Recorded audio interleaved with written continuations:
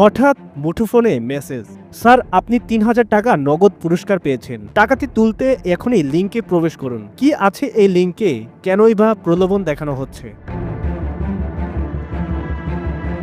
Internet ব্যবহার বাড়ার সাথে সাথে পাল্লা দিয়ে বাড়ছে সাইবার অপরাধ। এদের ফাঁদে পড়ে আর্থিক ক্ষতিসহ নানান হয়রানির শিকার হচ্ছেন ইন্টারনেট ব্যবহারকারীগণ। সাইবার জগতে অন্তত ৭ ধরনের অপরাধের শিকার হচ্ছেন ব্যবহারকারীরা। এর মধ্যে অপহরণ, হানি ট্র্যাপ গ্যাং, জঙ্গি, প্রতারক, স্ক্যামিং, বুলিং ও হ্যাকার চক্র অন্যতম। এদের ফাঁদে পড়ে কেউ কেউ জড়াচ্ছেন উগ্রবাদে, কেউ কেউ হারাচ্ছেন সারা জীবনের উপার্জিত অর্থ, আবার কেউ বা বেছে নিচ্ছেন আত্মহননের পথ। কিন্তু কেন?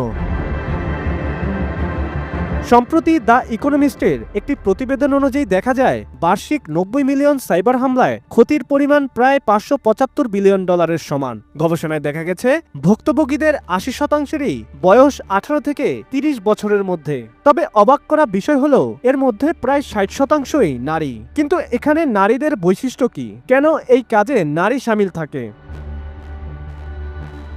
মূলত সুন্দরী তরুণীদের দিয়ে ভিডিও কলের মাধ্যমে প্রতারণার ফাঁদ পাতা হয়। অচেনা নম্বর থেকে কারো মোবাইলে আসা ভিডিও কল রিসিভ করতেই ভেসে ওঠে নগ্ন তরুণীর ভিডিও। অপর পাশ থেকে স্ক্রিন রেকর্ড করে ১০ থেকে ২০ সেকেন্ডের মধ্যেই কলটি কেটে দেওয়া হয়।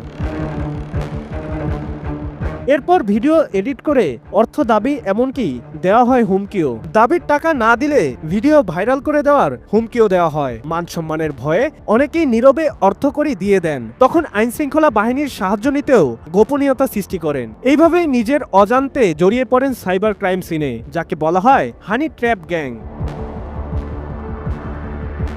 ভালো চাকরি কিংবা লটারির লোভ দেখিয়ে লিঙ্কে প্রবেশ করতে বলা হয়। কিন্তু কেন? কি হবে এই লিঙ্কে প্রবেশ করলে? জানা যায়, এই লিঙ্কটিকে সাইবার ক্রাইমের ভাষায় বলা হয় ফিশিং,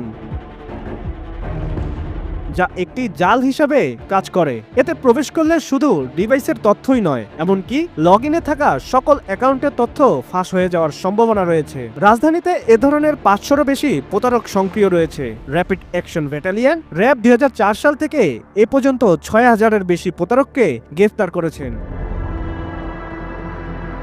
প্রযুক্তি যেমন ভালো দিক আছে, তেমনি এর উল্টো দিকগুলো নিয়েও কুকর্ম করা লোকেরও অভাব নেই। ব্যবহারকারীদের সচেতনতার সঙ্গে ইন্টারনেট ব্যবহার করতে হবে। আর কেউ কখনো অপরাধীদের পাতা ফাঁদে পড়ে গেলে সঙ্গে সঙ্গে আইন শৃঙ্খলা বাহিনীর সাহায্য নিতে হবে। সচেতনতার পাশাপাশি আইন শৃঙ্খলা বাহিনীর সাহায্য ছাড়া কোনো বিকল্প নেই।